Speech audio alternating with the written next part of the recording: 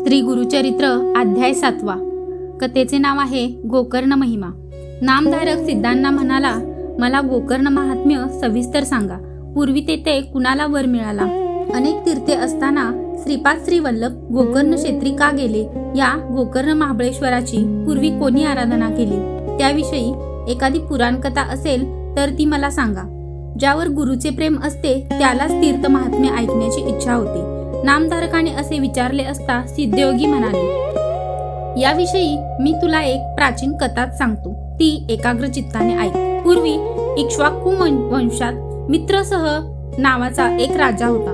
तो राजा सकल शास्त्र पारंगत, अत्यंत बलाढ्य, महाज्ञानी होता. एकदा तो शिकारीसाठी अरण्यात गेला होता. त्या अरण्यात वाघ, सिंहादी अनेक प्राणी होते.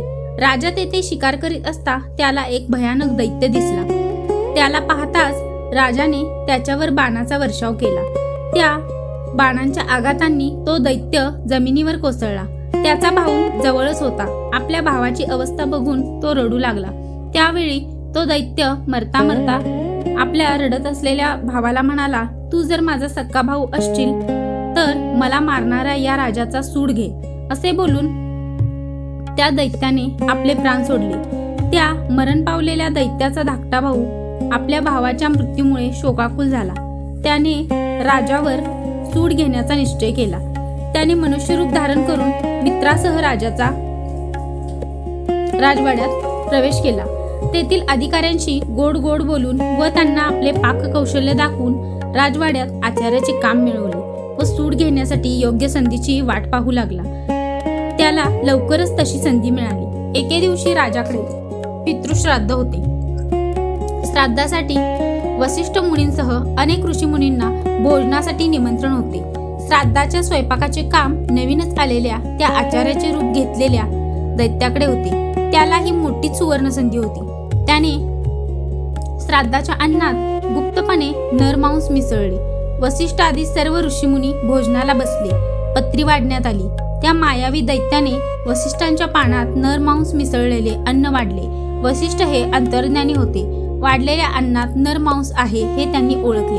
ते ताडकन पानावरून उठले व राजाला म्हणाले, राजा, तुझा धिक्कार असो. कपटी दृष्ट अशा तू श्राद्धाच्या दिवशी ब्राह्मणांना नरमांस खाऊ घालतोस. या तुझ्या पापकर्माबद्दल तू 12 वर्षे ब्रह्मराक्षस होशील असा मी तुला शाप देतो. ही शापवाणी ऐकताच मित्रसह राजा भयंकर संतापला, कारण त्याला यातले काहीच माहीत नव्हते. आपली काहीही चूक नसताना आपल्याला विनाकारण शाप दिला आहे या विचाराने त्यालाही राग आला. मग तोही प्रतिशाप देण्यासाठी हातात पाणी घेऊन वसिष्ठांना म्हणाला, ऋषीवर्य, तुमच्या पानात नरमांस वाढले गेले आहे याची मला माहिती नव्हती. हे कपट कारस्थान दुसऱ्या कोणाचे तरी असणार. नीट चौकशी न करता मला शाप दिलात. या अन्यायाबद्दल मी आपणास प्रतिशाप देतो. असे म्हणून त्याने तळ हातावर पाणी घेतले. तेव्हा त्याच्या पत्नीने दमयंतीने त्याला रोखले. ती म्हणाली, नाथ, तुम्ही हे काय करीत आहात? स्वतःला आवरा. गुरूंना शाप देण्याचा तुम्हाला अधिकार नाही. हे पाप करू नका. आता जे घडेल ते घडेल. आता त्यांचे पाय धरून उशाप मागा. यातच तुमचे भले आहे. दमयंतीने असे सांगितले असता राजा भानावर आला. पण हातातील शापोदक कुठे टाकायचे ते जमिनीवर टाकले तर नापीक झाली असती. म्हणून त्याने ते शापोदक आपल्या पायावर टाकले. त्यामुळे राजाचे नाव कल्माशपाद असे झाले. मदयंती वसिष्ठांच्या पाया पडून म्हणाली, ऋषीवर्य, माझ्या पतीवर दया करा. त्याला उशाप द्या. यामुळे शांत झालेले वसिष्ठ राजाला म्हणाले, राजा, हा शाप तू 12 वर्षे भोगशील. त्यानंतर तू पूर्वीसारखा होशील. असा उशाप देऊन वसिष्ठ निघून गेले. वसिष्ठांच्या शापाने मित्रसह राजा ब्रह्मराक्षस होऊन वनात फिरू लागला. तो पशुपक्ष्यांची, मनुष्यांची हत्या करून त्यांचे मांस खाऊ लागला. त्याची भूक कधीच संपत नसे. एके दिवशी भुकेने कासावीस झालेला तो वनात भटकत भटकत असता त्याला एक ब्राह्मण जोडपे दिसले. त्याने त्या दोघांपैकी ब्राह्मणाला पकडले. त्याला आता राक्षस ठार मारून खाणार हे पाहून त्याची पत्नी शोक करीत त्या ब्रह्मराक्षसाला विनवणी करीत म्हणाली, कृपा करून माझ्या पतीला सोड. त्याला मारून मला विधवा करू नकोस. अरे, तू राक्षस नाहीस, शापित आहेस. अरे, तू अयोध्येचा राजा आहेस. माझ्या पतीला जीवदान दे. असे तिने अनेक वार विनविले. पण त्या राक्षसाने त्या ब्राह्मणाला तर मारून खाऊन टाकले. राक्षसाचे ते कृत्य बघून ती ब्राह्मण स्त्री भयंकर संतापली. ती सती गेली. जाताना तिने ब्रह्मराक्षसाला शाप दिला. दुरात्म्या, तू माझ्या पतीला ठार मारून अनाथ केलीस. या अपराधाबद्दल मी तुला शाप देते. तू शापमुक्त होऊन जेव्हा घरी जाशील तेव्हा पत्नीशी समागम करताच तुला मृत्यू येईल. होता होता 12 वर्षे संपली. वसिष्ठांच्या शापातून मुक्त झालेल्या राजाला आपले मूळ स्वरूप प्राप्त झाले. तो आपल्या घरी गेला. सर्वांना आनंद झाला. परंतु त्या ब्राह्मण पत्नीने दिलेला शाप आठवून राजा अगदी बेचैन झाला. तो मोठ्या काळजीत पडला. त्याला अन्नपाणी गोड लागेना. दमयंतीने त्याला अस्वस्थ होण्याचे कारण विचारले. तेव्हा राजाने सगळी हकीकत तिला सांगितली. ती ऐकून राणीला मोठाच धक्का बसला. आता आपल्याला पतिसुख मिळणार नाही, आपला वंश वाढणार नाही, अशा विचारांनी ती अतिशय दुःखी झाली. राजाने व राणीने आपल्या अनुभवी पुरोहितांना सगळा वृत्तांत सांगून या शापातून मुक्त होण्याचा उपाय विचारला. पुरोहितांनी त्यांनी तीर्थयात्रा, दानधर्म इत्यादी करण्याचा सल्ला दिला. त्यानुसार राजाने अनेक तीर्थयात्रा केल्या, यज्ञयाग केले, दानधर्म केला, अन्नदान केले, पण पापक्षालन काही होईना. ब्रह्महत्या राजाची पाठ सोडीना. त्यामुळे राजा अधिकाधिक बेचैन व अस्वस्थ होऊ लागला. राजा तीर्थयात्रा करीत करीत मिथिला नगरीत गेला. तेथे त्याला गौतम ऋषी भेटले. राजाने त्यांच्या पाया पडून स्वतःचा परिचय सांगितला व ब्रह्महत्येच्या पातकाची सगळी माहिती दिली. मग तो गौतमांना म्हणाला, मुनिवर्य, हे सगळे असे आहे. आता मला मनशांती मिळवून द्या. आज माझ्या भाग्याने आपले दर्शन घडले. तुमच्या कृपेने मी शापमुक्त होऊन सुखी होईन असा मला विश्वास वाटतो. माझ्यावर कृपा करा. या ब्रह्महत्येच्या शापातून मुक्त होण्याचा मार्ग मला दाखवा. राजाने अशी विनंती केली असता गौतम ऋषी त्याला समजावीत म्हणाले, राजा, घाबरू नकोस, कसलीही चिंता करू नकोस. भगवान शंकर सर्वांचे रक्षण करतात. मृत्युंजय शंकर तुलाही तारतील. गोकर्ण नावाचे प्रसिद्ध तीर्थक्षेत्र आहे. ते महापातकांचा नाश करते. तेथे कसलेही पाप शिल्लक राहत नाही. गोकर्ण क्षेत्रात असलेले भगवान शंकर त्यांचे केवळ स्मरण करतात सर्व पातकांचा नाश करतात. तेथे भगवान महादेव महाबळ नावाने राहतात. सूर्याशिवाय अंधाराचा नाश होत नाही. त्याप्रमाणे गोकर्ण क्षेत्री गेल्याशिवाय संपूर्ण पाप निष्कृती होत नाही. हजारो ब्रह्महत्या केलेला मनुष्यही गोकर्ण क्षेत्री जाताच पापमुक्त होतो. या क्षेत्रात जपतपादी केल्याने लक्षपतीत फळ मिळते. या क्षेत्राचे महात्म्य इतके थोर आहे की कार्यसिद्धीसाठी ब्रह्मदेवाने आणि विष्णूने येथे तप केले आहे. रावणाने घोर तपश्चर्या करून जे शिवाचे आत्मलिंग मिळवले त्याची गणेशाने या क्षेत्री स्थापना केली. सनकादी महात्मे व साध्यादी मुनिगण येथे बसून भगवान शिवाची आराधना करतात. समस्त पातकांचा नाश करणारे महात्मे सुद्धा येथे सदाशिवाची उपासना करतात. या ब्रह्मांडात गोकर्णापासून दुसरे क्षेत्र नाही. राजा, या तीर्थात सर्व देशांचे स्थान आहे.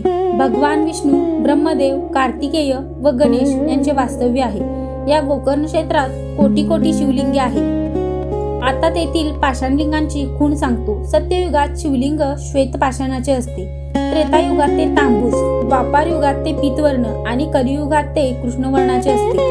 गोकर्ण महाबळेश्वराचा अधोभाग खूप खोल आहे. तो सप्तपाताळापर्यंत गेलेला आहे.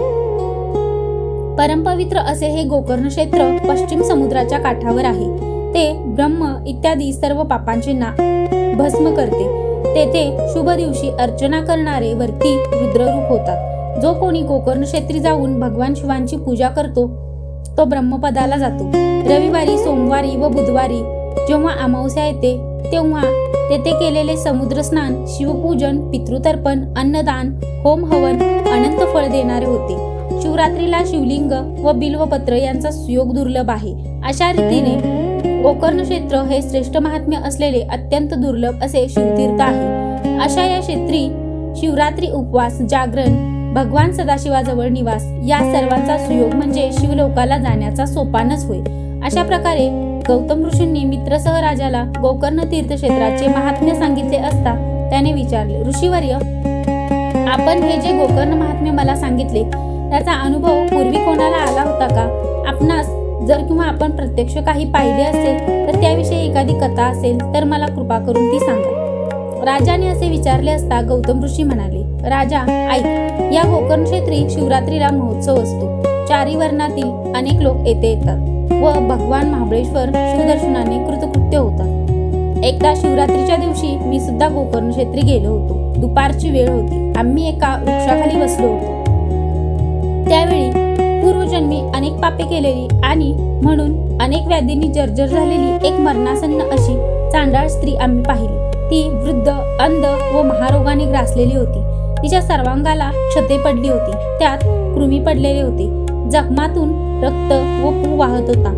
सर्व शरीर दुर्गंधीने भरलेले होते. त्यातच तिला क्षय झाला. शरीरावर धड वस्त्र नव्हते. ती विधवा होती. तिने केशवपन केले होते. तिच्या पोटात अन्नाचा कणही नव्हता. तहान भुकेने ती कासावीस झालेली होती. तिला धड चालताही येत नव्हते. क्षणाक्षणाला जमिनीवर ती पडत होती. अशा अवस्थेत ती एका वृक्षाच्या सावलीत येऊन पडली. थोड्याच वेळाने तिने प्राणत्याग केला. त्याच वेळी आम्हाला एक प्रसंग दिसला. अचानक शिवलोकातून एक दिव्य विमान खाली आले. त्यातून 4 शिवदूत उतरले. ते अत्यंत तेजस्वी, बलवान होते. त्यांच्या हातात शस्त्रे होती. सर्वांगाला भस्म लावलेले होते. त्यांची शरीरकांती चंद्रासारखी होती. अशा त्या शिवदूतांना आम्ही विचारले, आपण इथे कशासाठी आला आहात?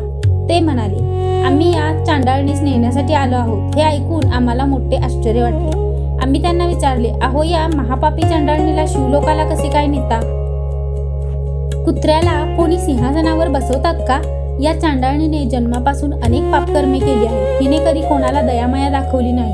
हिने आयुष्यात कधीही जपताप केले नाही. कधीही शिवस्मरण पूजन केले नाही. अशा हिला शिवलोकाला कसे काय नेता?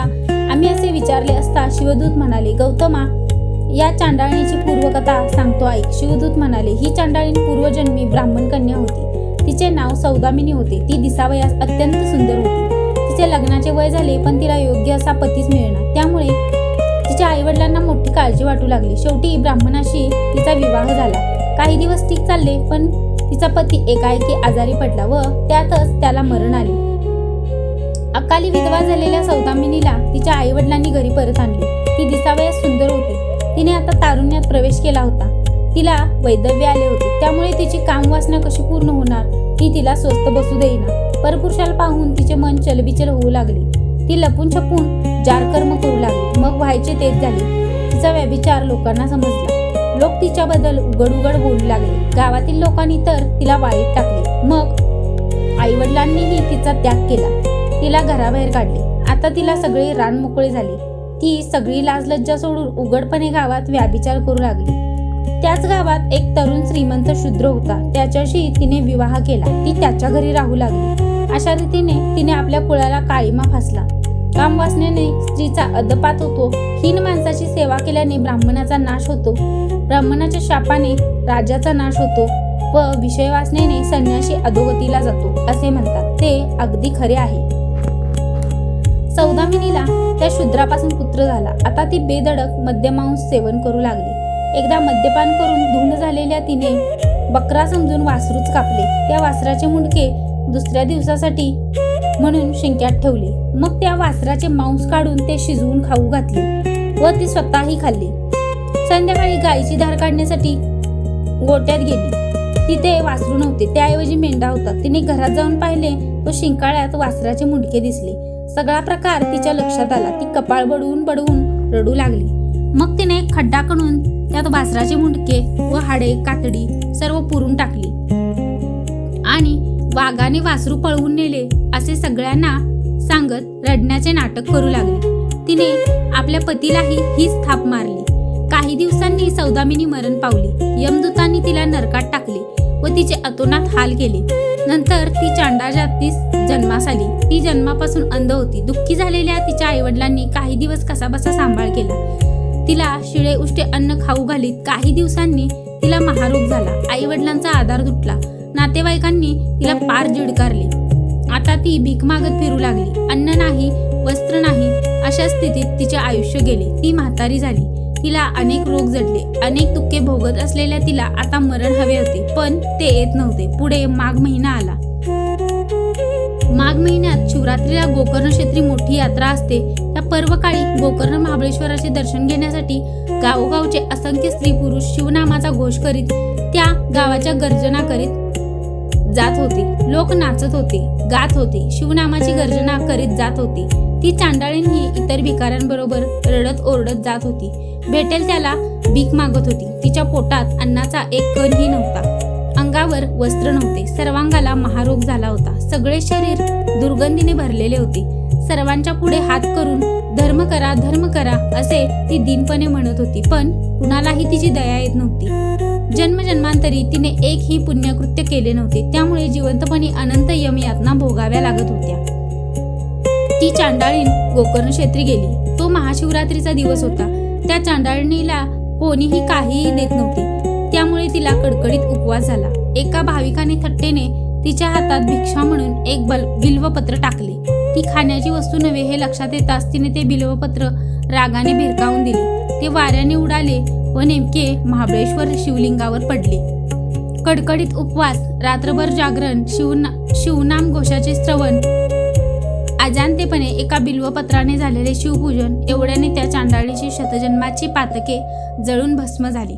भगवान शंकर तिच्यावर प्रसन्न झाले.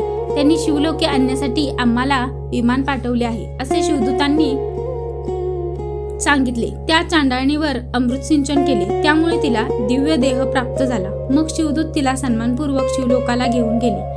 त्या चांडाळणीची कथा सांगून गौतम ऋषी मित्रसह राजाला म्हणाले, राजा, तू सुद्धा गोकर्ण क्षेत्री जाऊन व भगवान महाबळेश्वर शिवाचे दर्शन घेऊन कृतकृत्य हो. तेथे सर्व काळी स्नान करून शिवाची पूजा कर. शिवरात्रीला उपवास करून बिल्वपत्रांनी भगवान शिवाची पूजा कर. असे केले असता तू सर्व पापातून मुक्त होशील व शिवलोकी जाशील. गौतमांनी असे सांगितले असता राजाला अतिशय आनंद झाला. तो गोकर्ण क्षेत्री गेला. तेथे भक्तिभावाने शिवपूजन करून ब्रह्महत्या व सतीचा शाप यातून मुक्त झाला.